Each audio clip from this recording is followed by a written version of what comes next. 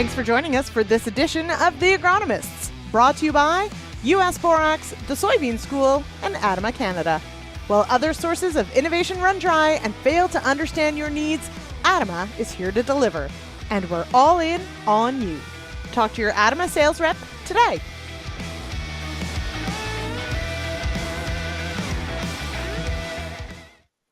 Hi, and welcome to The Agronomists. I am your host, Lyndsey Smith, and thank you to each of you hopping on here. I know I'm a few minutes late. I do apologize, but we're here now, and this is going to be a really great episode. I'm super excited. I got some great guests, some fantastic visuals, some good news, some bad news. It's going to be great. Okay, quickly, of course, if you collect those CEU credits, head on over to realagriculture.com/agronomists tomorrow. Let us know you caught the episode, and you'll get those CEU credits. So yes, hello to Francois and to Warren and to Melody. Welcome here, everyone. And hey, let us know in the comments where you're joining us from and what the weather is like where you are, because of course we are in the thick of the growing season and everybody wants to know how much rain, how much sunshine. And I've got a window here to my right and I'm leaving it open. Usually I close it, but today will be the most daylight we get on an episode of The Agronomists for a really long time, because you know what Wednesday is. Anyway, we're not going to talk about that yet. All right, let's bring in my guest tonight. We're going to talk about emergence issues with soybean and corn. It has been a spring of some very challenging conditions. So Bob Thirlwall, of course, is here, and we've got Johanna Lindeboom as well. Welcome here. How are we doing? Good. How are you doing?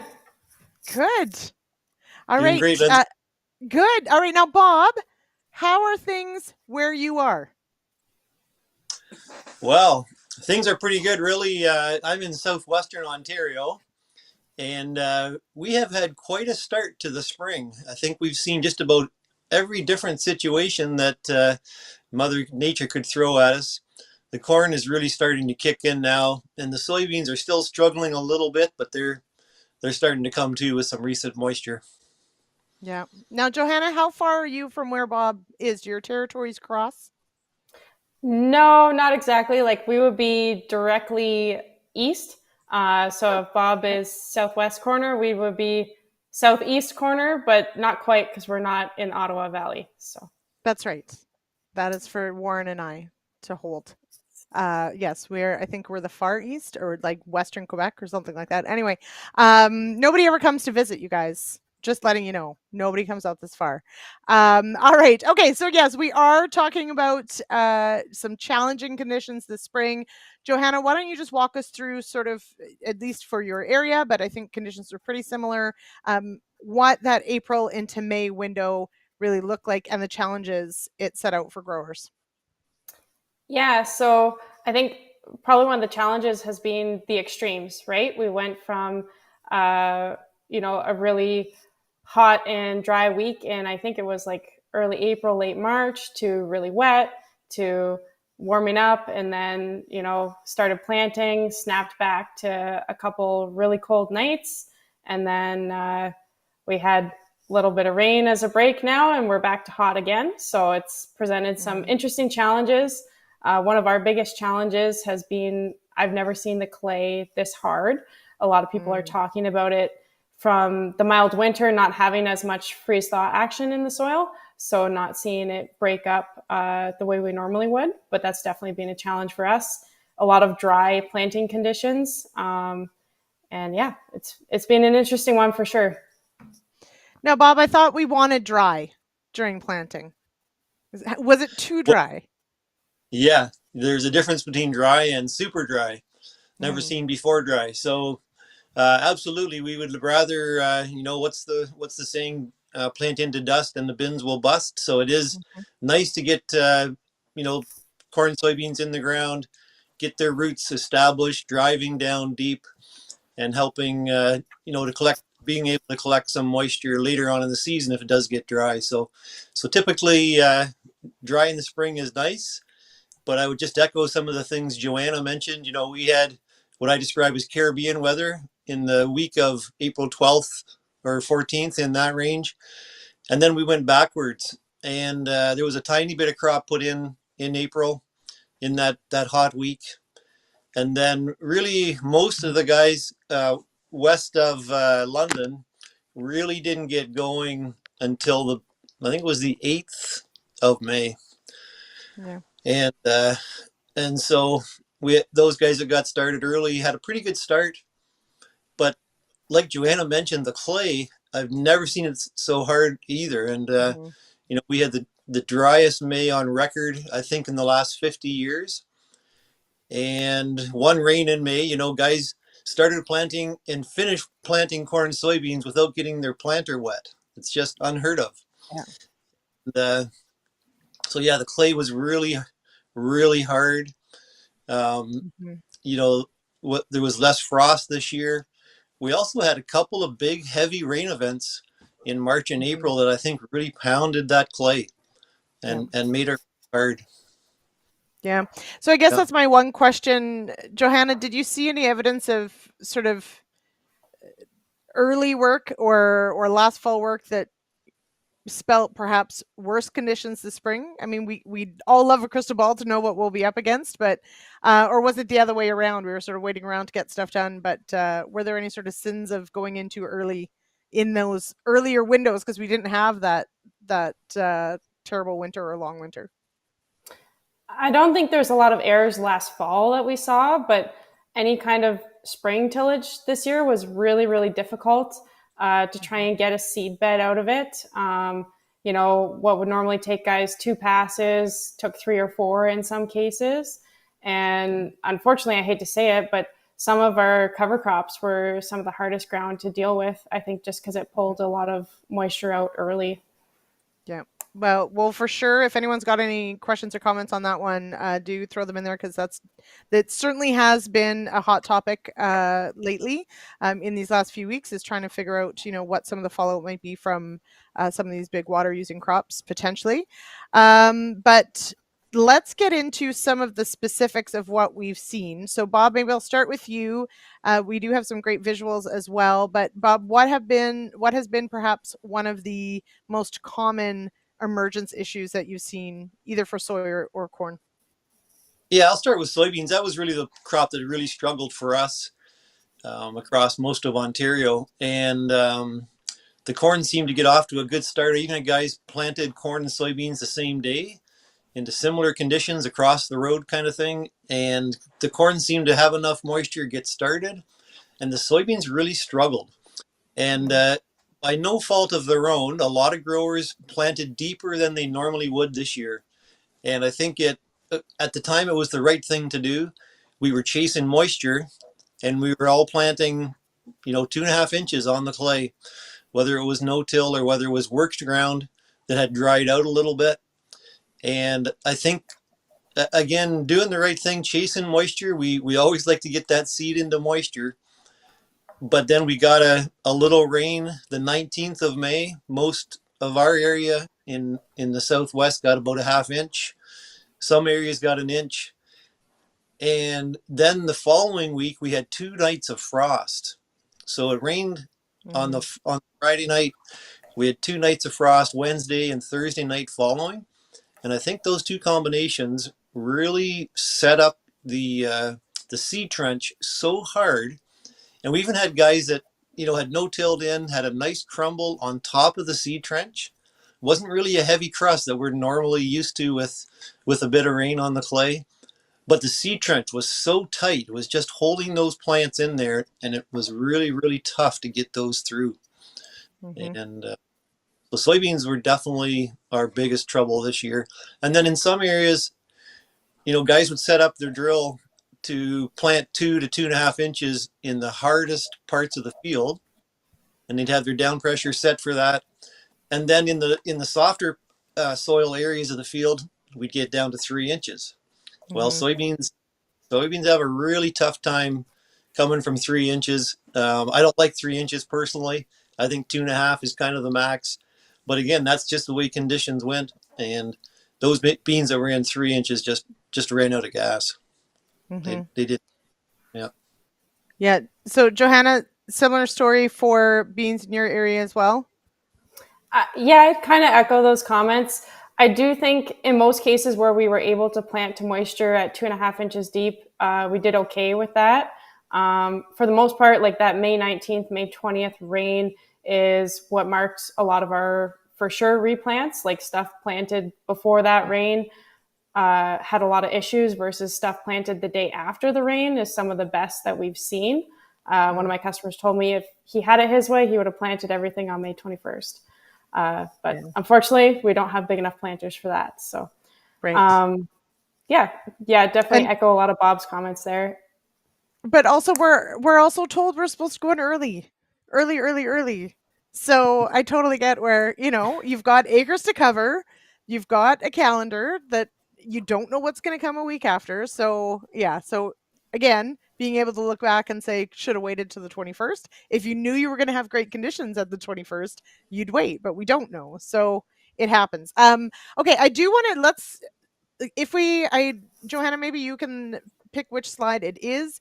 But looking at some of these soybeans that certainly got either some of that cold injury or just crusting or just couldn't get out of the ground. Which slide is it? I think I wrote it down, but maybe you can check. Slide Johanna. 2, we can start with. Start there.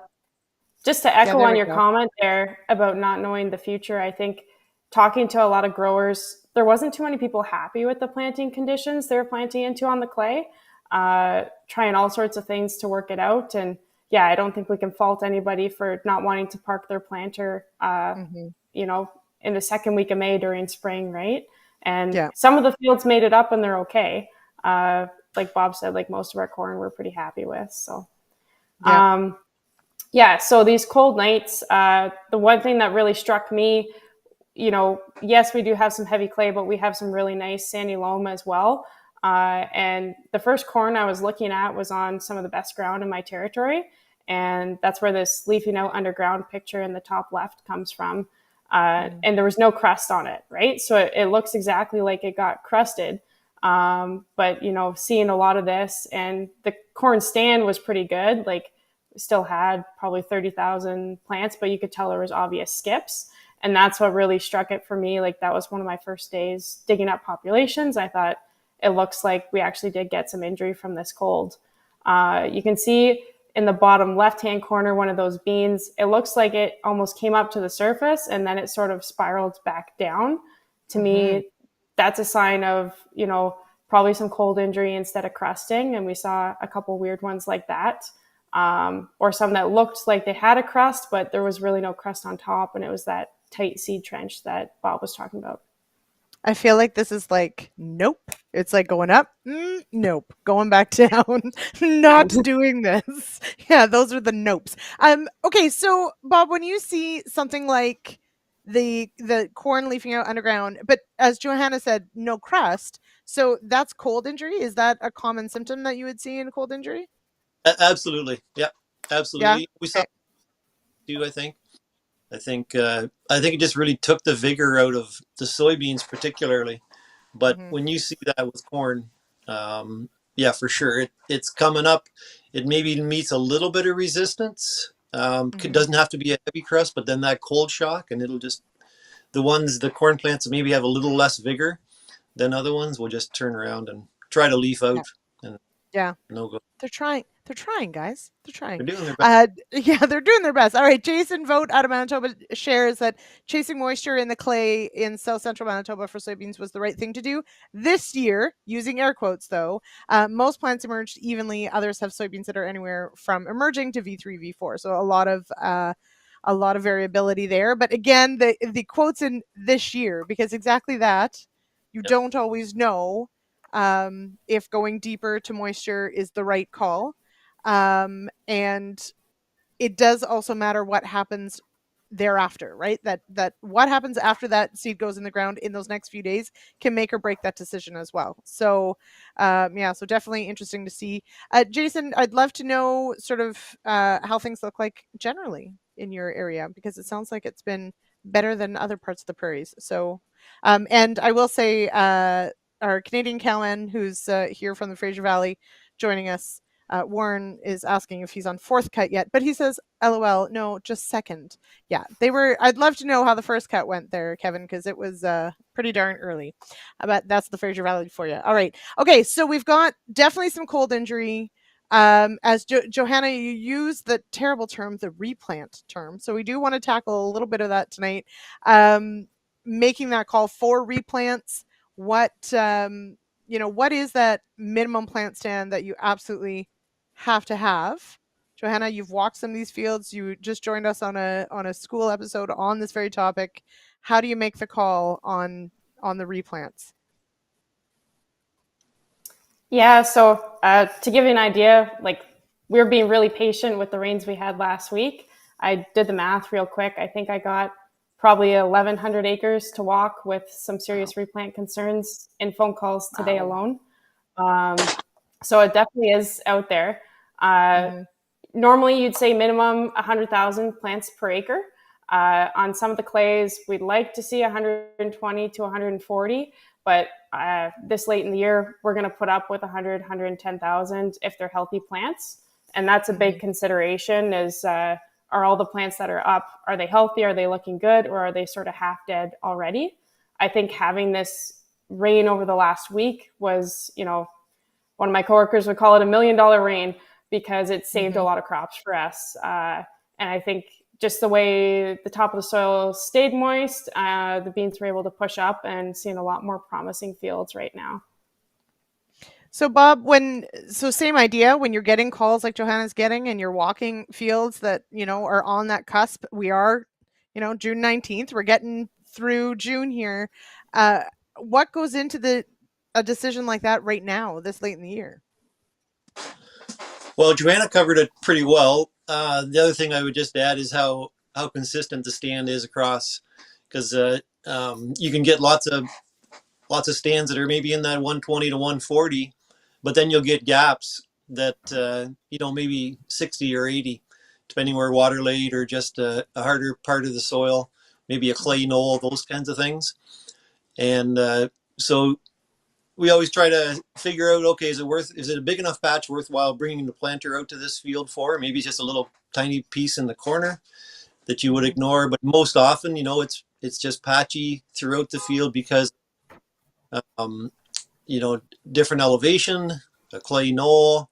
It could be a low, hard spot where water laid that would be harder, and couldn't get the beans down into moisture. We also saw a lot of soybeans that just sat dry in dry dirt, just like they were in the bag the day you brought them home from the dealer. And so these recent rains have started those soybeans to germinate, and a lot of those have popped through in 6 or 7 or 8 days. But some of them I've noticed the last couple of days looking are just struggling as well. I'm not sure all of those are going to make it. This is where, again, timely rain fixes lots of our headaches, makes that a much easier decision, but don't get to pick that. Okay, we are, time is flying already. We're going to do a quick throw to our sponsor, and then when we get back, I want to focus a little bit on corn. And we've got, certainly, Johanna's got some great visuals I want to walk through. So Jay, if you will, our sponsor read. Our show tonight is brought to you by ADAMA Canada, the Soybean School, and US Borax.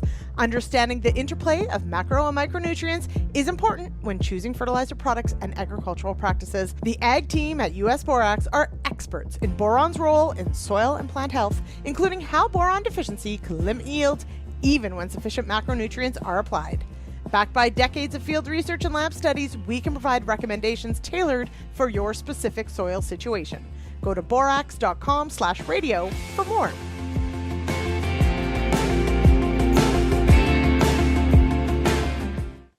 All right. Thanks, Jason, for giving us the heads up on what's going on in Manitoba. Definitely still very dry. And he's sharing that there's wheat halfway up to his shin. Now that's taller than my shin, I'll be honest. That's already trying to head out. So this is also something we've seen in Western Canada. In Alberta, we're seeing cereal plants that are just so tiny, but they're just trying to finish their life cycle. And so heading out several weeks early. So it's super, super dry. Soybeans and corn holding out yet, and canola going backwards, which it definitely does that. Let's hope for some moisture there as well. It sounds like some storms moving through. Nothing like the hail we saw. I think it was Alberta had that ridiculous hailstorm. It was like snowbanks of hail, just incredible.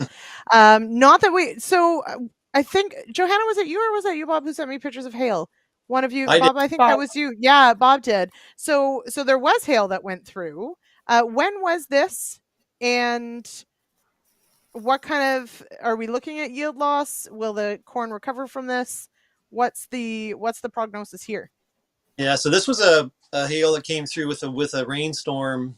It would be a week ago tonight, so Monday night around supper time.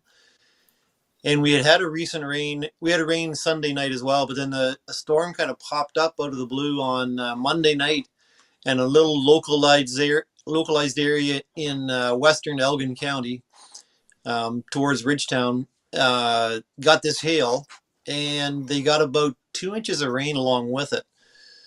So it really hurt some corn and soybeans fields. Luckily, in a localized area, it's not lucky if you were in that little area, but it's not too widespread. Mm-hmm. But it just tattered all the leaves, took all the leaves right off the corn plants. The soybeans, it took off, trifoliates, some cotyledons. But I think I was through there today. I think most of the crop is going to survive. I think that picture, Lyndsey, is from today. Sorry, I got my small screen there. That's the one from last Tuesday. That's last. Okay, so this is right after the hail, and then this was yeah. This was in a field where I walked into a little low area of this field Tuesday morning, about 8:30 in the morning, and there was still about an inch or 2 inches of hail pellets in between the row. Wow. Yeah. 14 hours after the event, but there was a lot of hail there along with the rain. You can see there, what gave me hope on these ones was the plant still standing upright, and you can kind of see the whorl, if you can see those on the picture. The whorl is kind of open, and so the leaves got shattered right down and tattered and torn and everything, but the whorl actually was open. And so I think those plants will continue on. They're going to look pretty crappy for the next month or so, or maybe 2 or 3 weeks. But they're going to make a plant. They're going to continue to grow, and those new leaves will come out, and you won't see any damage on the new leaves. Your question about will there be a yield hit? I think there will be some yield hit for sure. I think it's a lot less than we would expect. We've had a couple of experiences over the years. Some people in the Southwest Ontario may remember, I think it was 7 or 8 years ago in the Pancor area, south of Wallaceburg, we had a terrible hail event right when the wheat was going to get harvested. So I think it was the first week of July, and it took all the wheat in a few fields right out of the heads, knocked everything on the ground. The corn was just starting to tassel, and it took all the leaves off some of the corn fields. And that corn actually survived and made a crop. I just forget, but I think it was around maybe 75% of a normal crop, which was absolutely amazing. You'd swear it was done, but that was a lot later too. So this corn here, it was about 6 or 7 leaf in this particular field. Beautiful looking field. Now it looks pretty ragged, but it'll come back. And I think I don't know, I'll take a guess. Maybe it's 80 to 90% yield potential. Okay. That's pretty remarkable for sure. But Yeah. as you said, I mean, it's still standing, right? So that's a little different than when it's been shredded and it's laying flat and it's just been pulverized. Just turned right, bent right over. And so those ones are probably done. The whorl's trying to bust through all that leaf foliage. And I think that's a pretty tough thing to do. But these ones have pretty good hope for them. Now, Johanna, you've got some really, I gotta tell you, some of these are a little bit sad looking at some of the corn conditions that you've been catching up. And I do want to share with everyone that Johanna's first slide is actually a very beautiful slide of wonderful stands. So that is fantastic. There you go. Look it. Not everything is bad. Some things are great. But also, that's not very interesting to talk about for an hour. So we're going to talk about the bad stuff because it's been challenging. All right, so let's talk about some of those corn issues that we're running into, Johanna. Which slide do you want to start on? We've got a couple different scenarios that we've come across. Number 3 is probably the best for the corn, I think. Okay. Yes. Yeah, so we sort of talked about like how hard the ground was to work up this year. This is a bit of a Where's Waldo picture. So in that field on the right, that is a cornfield, and there's corn plants coming through there if you look really closely. But just Yes. the grower had actually said when he was turbo tilling the field that his second pass he couldn't even see where he had driven because it wasn't having enough of an impact. And Wow. the result was it sort of worked up into this gravel, and you're trying to plant a seed into that. Like, I think it's a miracle that the plants even made it up in the first place. So that was a bit of an interesting challenge. Only had that on a few fields, but definitely something we were seeing in the soybeans as well. It's wild. Like when I look, I can't actually see them, but like that's incredible. Like it does. It looks like one of those like do you remember those ones where you're supposed to like cross your eyes and pull it away and then the picture appears? That's what that looks like to me. Anyway, they are Yeah. there, but holy smokes. All right. Yeah. And Um then slide, I think it was number 9, the crust busting one was. yes. This is more of a good news story, which is Yeah. exciting. So, Bob was talking about like that rain that some people had half an inch, others had an inch and a half. Actually, my neighbors, like right close to me near Dunville, like we had that inch and a half, and it was a crusting rain on the clay. So what this grower did is he actually ran over with his planter on RTK, like exactly on the rows, and just kind of ran it lightly without seed to try and break that up a little bit. And on the left-hand side was where he missed, so he was off and he didn't get it quite on the row, and we were counting 8,000 plants per acre. And then on the right-hand side where he was able to bust up that crust, we had 25,000 plants per acre. We went Wow. from a replant situation to being able to keep this field, which is really exciting. Now, Johanna, you say he missed, but I think in marketing terms we would say he left a test strip so that Yes. you would Yes. have this wonderful visual and excellent display of why the practice is worth it. So Yeah. that's what we're And going to celebrate. Yeah. yeah, really exciting because we've been crust busting for years and I've never seen anything like this. So yeah, Right. pretty Yeah. exciting agronomy moment as well. Yeah. So okay, so that is my question. And like we don't often get a strip like this, right? Where we get to do a side by side comparison of just how well it worked. So, Bob, have you ever seen something like this where you've actually been able to compare it to? Like, does it always work this well? Um, doesn't always work this well, but I have seen it work this well. I have seen guys do the same thing, just like Johanna said. RTK right down the row, about a half inch deep, with no seed, and you get lucky, and it works. It does a good job. I've also seen guys take out their no-till drill, even at Mm. 7.5 inch, more for soybeans, but to go on a bit of an angle and try to bust some crust that way. The old rotary hose, usually guys will say that if it's let's see if it's soft enough for the rotary hoe to do a good job, it probably doesn't need to be rotary hoed. Right. And so they're kind of a pernickety tool Yeah. in the best of times. But yeah, some of these, sometimes a planter itself will do the best job. Now the rotary hoe though is wonderful for driving very, very fast. Oh We've yeah, and pulling out those fun, teeny little weeds. fun. Yep. Yeah, it's a lot of fun. So, priorities here.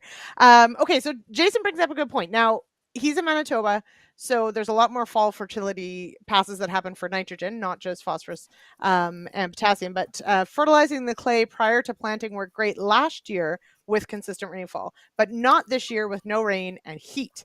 So the rule of thumb is to fertilize in the fall for corn on heavy clays, full stop. So this is a question, of course, is Ontario, we're not putting stuff on in the fall, but um, we're gonna go in at top dress and all and those sorts of things. But have you seen any issues, particularly with any of the fertilizer issues, any with these really poor planting conditions? Are we seeing any challenges on the fertilizer side? Bob, maybe On I'll this, start with you. oh Or yeah, yeah, go ahead, Johanna. I was just gonna say on some of the like super light soils, I think you actually struggle with a little bit of fertilizer burn potentially, Yeah. because the plants, when they do get one of those big heavy rains, are going to pick it all up at once. We definitely have seen better results like in sort of these extreme conditions to having higher rates of nitrogen closer to the plant because it's going to struggle with root growth on the heavy clay. And I think, you want to be aiming for almost, 60 to 100 pounds of nitrogen within access of that plant kind of early on. Mm-hmm. Bob, any Yeah, and comments? I would agree. One of the things I saw with a grower last Friday, we were walking some fields where he did strip till, put quite a bit of nitrogen down in the strip. So he's 8 inches wide, and his intention was to incorporate the fertility 5 inches deep within that strip. And in a normal year, but normal rainfall, May, I think you'd be fine. When it's so dry, some of that urea caused some trouble. And he also found when his planter was going one direction and he was just offline a little bit, he wasn't right in the center of that zone. If he was to one side, he was finding there was damage there. Turns around, comes back the opposite way, and he's offset maybe an inch or two to the other side of the zone from the middle of the zone, and there was less damage, or it was perfect stand. And so he found mixing of the fertility within that band wasn't as consistent as he hoped. So they're going to do some homework this fall and into the winter to see how to mix it more evenly within the band. That is so strip tillage. Well, and it's actually a good reminder. We probably need to do another show on strip tillage as we sort of tease out how it changes how you do certain things. And I know Warren has asked the question of when you're soil testing, where are you taking your samples from? Do you do in the row, beside the row, mix them? It adds this whole other layer of how you manage those fields, and that also adds another layer to it, is how consistent are you getting that band where you need it to be. So super interesting there as well. Now let's talk, Johanna, because we're talking so much about these soil conditions and some of the problems that showed up, we've talked a lot about closing up the trench behind, and sometimes it doesn't happen, and then bad things happen to good people. And you've got some great visuals for this. So let's take a look at those. What slide number is that? 8, I think. 8, please, producer Jay. Da, da, da, da. So what happened here? So the middle picture is obviously the one that sticks out, right? He drove through a wet spot, right? So that's okay. Yeah. It happens, right? It happens. But on the right-hand side, that's a really good example of what things looked like, behind an air seeder for 7.5-inch rows on some of this heavy ground. In a lot of cases, if the ground is that hard to no-till into, you're going to struggle closing the seed trench no matter what. In some cases, the solution might be to come over with a little bit of light vertical tillage or to set it deeper. We did ask the question, if it was crusting and beans were struggling at that 2.5 inches when we were planting them, did we make a mistake and we should have gone 1.5 inches deep instead? We had a lot of replants done before, planted before May 20th, that were sort of set for 1.5 inches deep, but only getting planted 1 inch deep or less. And, we had a lot of issues with that because once they germinated, they weren't able to get up out of the ground, or, they're halfway up and sort of fizzled out because of the cold conditions later. On the left-hand side here is what we want to see. So it's a no-till planter. They're planting deep and they're able to close the seed trench on top of it. And, I feel like I'm cheating a little bit because I couldn't tell you exactly how to set up a planter, but I can walk through the field afterwards and tell you that something went wrong. But I think we definitely need to spend more time walking behind planters, behind drills when they're running, seeing are we getting to the depth that we want to? Are we closing the row properly? We had some growers this year actually stop, especially on corn stalks. It wasn't doing the job they wanted to do.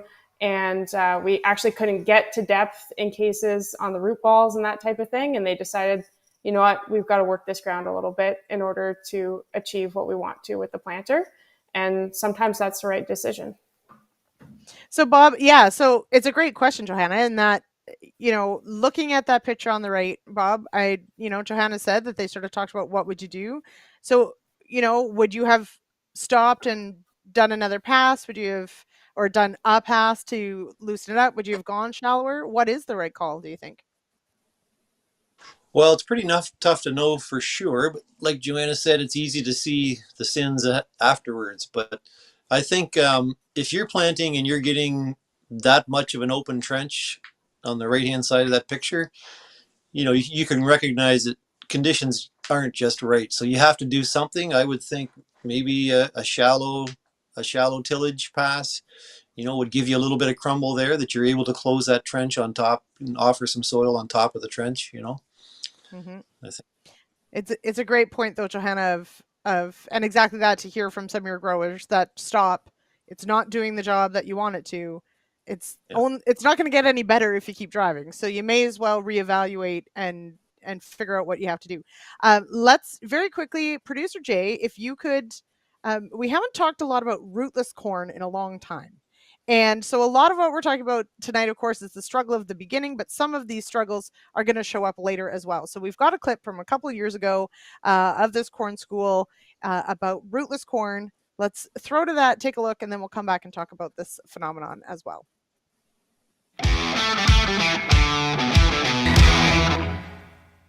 Hey, one of the things that we've seen a lot with this corn crop, obviously got in late, some tough conditions, variability, all kinds of different variability. And in this field right here, you've seen something you've never seen before. Yeah, that's right, Vern. I got the phone call earlier this week that this grower's corn was starting to fall over.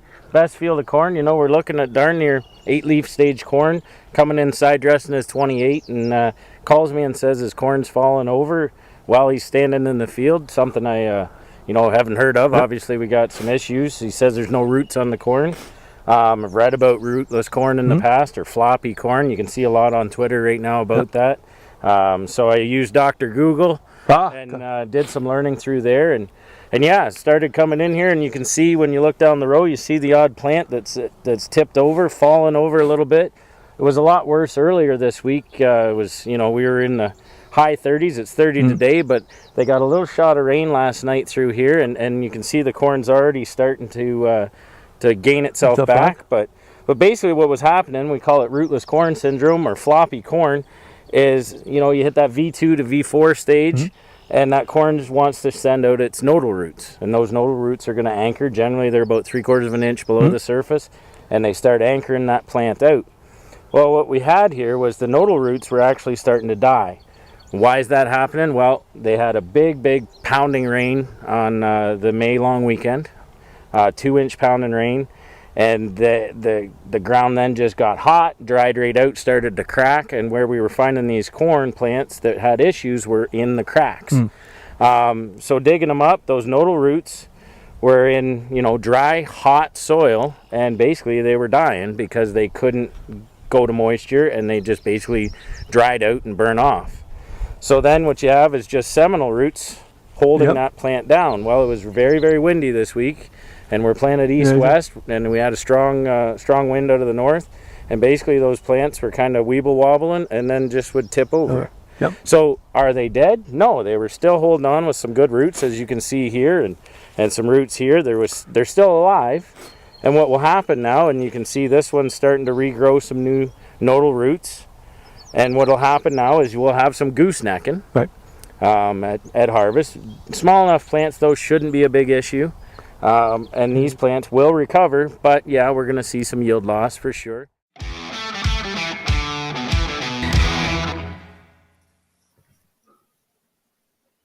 I'm just dancing away. All right, Bob, you're shaking your head. Is that because of the weeble wobble? Because Johanna, you're too young for weebles, but I remember weebles, and they wobble, but they don't fall down. That was their thing. They were egg shaped. Anyway, Bob, go ahead. Well, I remember that happened in Lambton County, and I think I came across Dan Foster that day when we were both looking at some different fields, and we ran into each other and we got talking about it, and that's exactly what it was. And it was the weirdest thing I'd ever seen. I've never seen it before, and it was most of a few fields that were just tipped right over, and you think at 8-leaf or 6-leaf corn, they were just done. That field was going to be done. We were going to have to replant this. And like Dan said, they just eventually popped up. We got a little moisture, couple of days later, and you come back in a week and you could hardly pick that field out of any field going down the road. It was amazing. And I'd never seen anything like it. And it's really rare. I don't know if I've seen that maybe twice in 2 different seasons over the last 30 years. So it's pretty scary when you've got a beautiful field of corn, all of a sudden flops over, and you think, how is it ever going to come back? So as you said, quite rare. And so is Dan bang on? It is that those nodal roots where it was basically, and it just had to recover from missing. Yeah, those roots. That seemed to be what it was, and there was nothing that would hold it up. And a big windstorm came. They flopped over, and then we got here, and they amazingly came back. So did we have, because when I watched that clip, I was like, oh, so there was a big rain the May long weekend. Now I don't remember what things were, but that's pretty close to May 19th, which is this year when we had some rain. So do we have similar conditions where we could be nervous about potentially impacting those nodal roots? You're shaking your head. Why not? Not that I've seen. I haven't seen any of those conditions, I guess, or any of those plants that look like that. I haven't noticed any. Now, there was a big rain event in parts of Lambton County actually last Friday night. But I haven't heard anything like that come out of that area. But there was a big rain. Some guys got up to 4 inches. Yeah, I did hear that too. Sorry, again, everyone out west, where we complain about it being very dry and then we get 4 inches of rain. But that's more normal for us, okay? It's all relative. So there you go. But it was not. No. Yeah, that's too much. Yeah, we don't need that much all at once. That's for sure.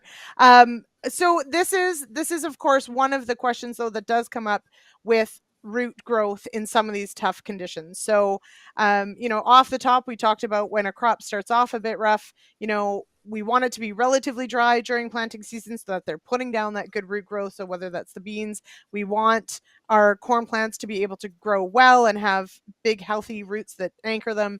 So Johanna, we're sort of moving past the replant discussion as we're not out of the woods yet. There's still some tough calls to make, but moving forward in looking at what you've walked in some of these fields, how do you think this will impact us later in the season? Are we going into, if we end up with some moisture, are we going to be okay? I think with moisture, I'm pretty excited for the soybeans because I've never seen roots on seedlings so deep, right? It really excites me. I've got growers sending me pictures of that. They're digging up, looking for plants, and they're impressed with, the root is going down, 2-3 times the size of the bean itself. I'm really excited for that. The corn, I'm a little more cautious on, just some of the tough ground conditions we had going in. And I think, a lot of guys planting deeper than they ever have before to get to moisture. I think we had, in some cases might have had some sidewall compaction, digging up, looking for plants. There's some really tough ground. And especially when we get into these, big rain and then really dry conditions, you can have some issues with the corn roots growing out. And once it hits that 6-leaf stage plus, I think we could see some uneven looking fields. Mm-hmm. Again, moisture would help, like timely rain. Covers a lot of sins. But Bob, would you agree? Are you somewhat more concerned about the corn crop at this point as far as development goes? I think there's a real range in the corn crop this year. Most of it looks pretty good. Some of the corn is really starting to take off. I've seen some of the early May corn, starting to almost fill the rows. And then there's cornfields that have been in the ground for over a month that are still at 3-leaf corn, and they're really struggling. Yeah, they're struggling to get their roots through the seed trench, and now we've finally got some moisture to get this fertility into solution, so it's maybe a little more accessible. And we're going to get some heat this week, but I think there's still some potential for some tough looking corn. Mm-hmm. I think so. All right. Yeah. Producer Jay, we've got to do one last read for our sponsors tonight. And then when we come back, I want to talk about plant stand counts and yay or nay, the hula hoop. Ooh. The Agronomist tonight is brought to you by ADAMA Canada, US Borax, and the Soybean School. The Soybean School is an agronomy and issues video series that allows soybean growers to learn at their own time and own pace in order to become better growers in the long term. The Soybean School is made possible by support from Syngenta Canada, Pride Seeds, and BASF. Learn more at soybeanschool.com.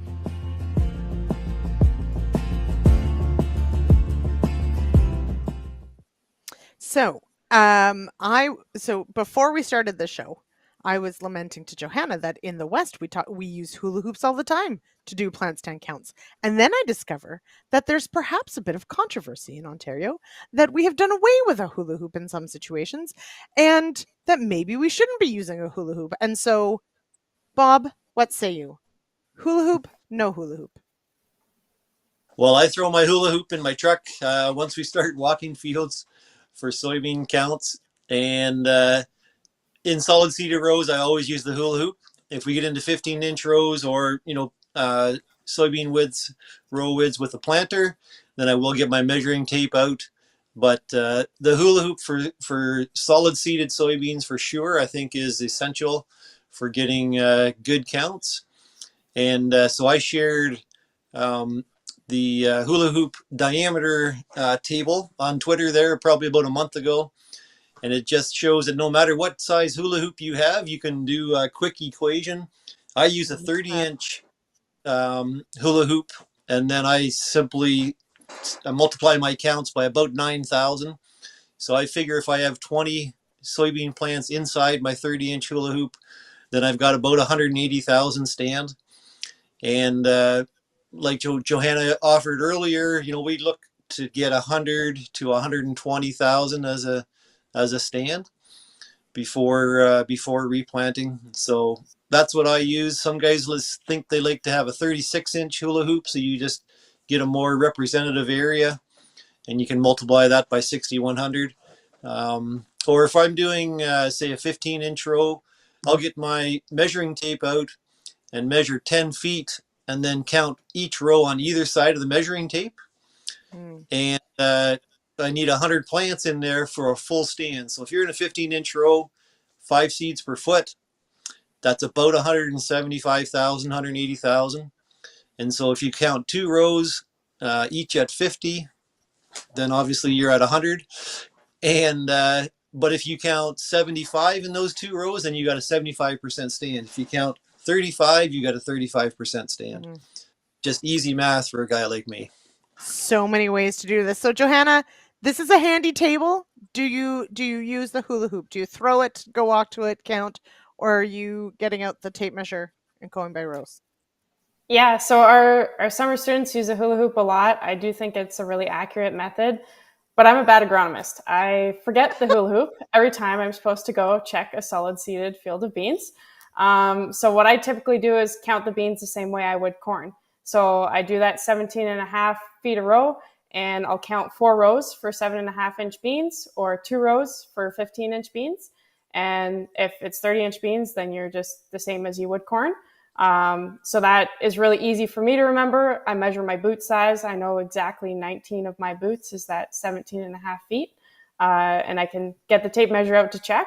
But that way, if I walk in completely unprepared, I still know a way to get the population down.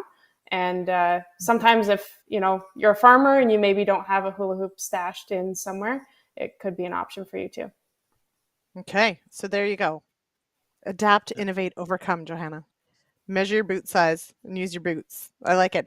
Jason asks, so what's more accurate? So I guess it does depend. So as we said, with solid seeded, the hula hoop is great, gives you that sort of, it's accurate. But are both methods, or whatever method you figure out, are they relatively accurate, or is one much more? Bob? I think they're both good. Either one gives you a good, pretty accurate stand for that given area, right? It's just important to do that in a bunch of spots throughout the field and make a judgment call based on relative, across the field. Yeah. Now, and I guess that is the other point, and you mentioned it earlier, Bob, in assessing the field, right? I mean, if you've got hilltops, if you've got low spots, what's in between might be a certain stand, but you've got to be able to take out some of those areas or consider them and what kind of problems they might give you later in the season. So Canadian Cowman, so he's got a question talking about roots, and this is one that sometimes I go back and forth on whether or not some of these things are true or not, or how much impact do they have. Now, he's saying with irrigate, but I will somewhat flip this to rainfall. So we talk about we want it quite dry during planting because we want roots to go and seek out moisture and build that really robust system. But in an irrigating situation, or in, let's say, a lot of rainfall, if roots don't have to go out looking for moisture, is one better than the other in, say, an average season? We'll start with, in an average season, are we better off for a plant never to have to really work hard for water? What do you think, Johanna? I think it's got to work. Like, I don't know, you're picking on the people with heavy clay. Like, we like everything to go a little bit harder than it should. So there you go. No, I think you want to wait, let it, set some roots for itself. Like, maybe irrigate to get enough to get that germination, but it shouldn't have the soil stay saturated for a lot of time during that early season. That's just kind of me. I don't have a lot of experience with irrigation though, so I'd be interested to hear what Bob has to say. I'm the same. I don't have irrigation experience, but just I would agree with Johanna 100%. That crop has to work for some moisture in the spring, get that root system down. We've seen that, when we turn into a dry season in August, can get hot and dry, and it certainly pays dividends to have a good root system deeper down in the profile. Mm-hmm. No question. Yeah, and that is always the risk mitigation part, right? Is that a nice big robust root system that did have to go down? Hopefully that gives you some risk management for those dry hot days later in the summer, or a dry trend. So super cool. Okay, just quickly, we're running out of time here, but Johanna, you did mention, and I did want to touch on this briefly because there's been quite a bit of chatter on social media and those sorts of things about having had cover crops perhaps last fall, and what impacts farmers are seeing this spring in using up some of this moisture and those sorts of things. We also certainly had reports of cover crops that didn't die over the winter, so that created some seeding issues or planting issues. So Johanna, what's been the experience for some of your clients with cover crops this year? Bottom line for me, I think we have a lot to learn on the clay, using cover crops, especially the overwintering cover crops. Some of the no-tilled fields into cover crop grounds that were killed off in the winter, I think they turned out better than stuff that overwintered and we did right at planting. It was kind of interesting. At planting, I was really excited because some of the fields we were able to get into first were ones with growing cover crops because they actually had fit soil when everyone else was worried. But that quickly turned into a major problem because they took the moisture too fast. We talked about management of cover crops. I think if I were to go back a couple months ago when we said, if you tell me what the weather is, I can tell you what I would like to do. On that week in April 12th, I would have killed them all. That's kind of my standpoint for the season. But I think we've got to learn how to work with them, and even planter setup on some of these conditions. Maybe we had to look a little bit more closely. I think there are people out there who've figured out. I've talked to a couple of people even today where they're happy with the way things have turned out, but it's definitely a bit of an art there. Mm-hmm. Bob, what's the experience in your area? Yeah, I would agree that the crops that overwintered gave us some grief again this year, and I've seen that the last couple of seasons. I am a cover crop fan, but for sure we've got more to learn there. I would say my experience has been the guys that terminate the crop in the fall have better luck planting into the spring.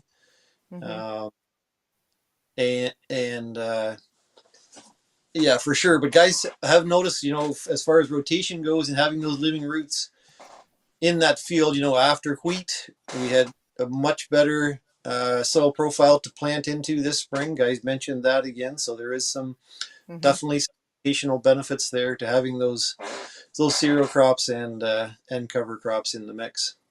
And I would just say, for anyone struggling with it, I just want to say I've got a lot of respect for people who are trying this out. It's a practice that's being identified as helping sustainability and hopefully making our farms more profitable in the future. But there's definitely a steep learning curve. And some years, like this year, it might come at a financial cost. And I've got a huge amount of respect for anyone who's willing to try that out and stick their crops and their livelihood on the line to test out something new. Absolutely.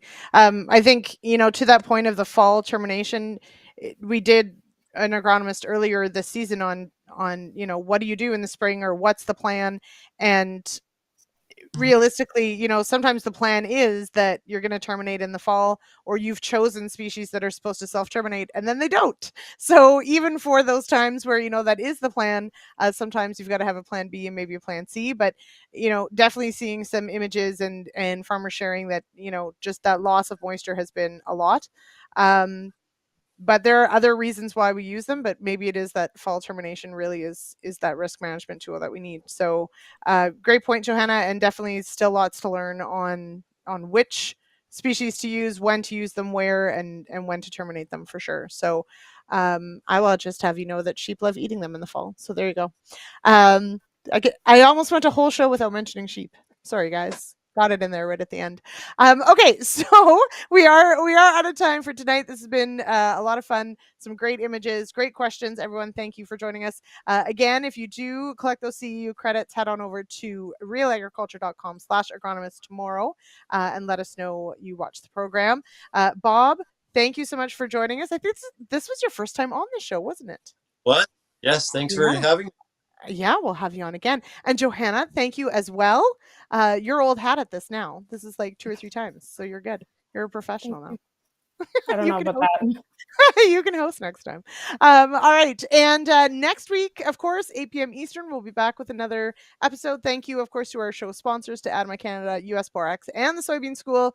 We'll see you next week, everybody. Cheers. Thank you.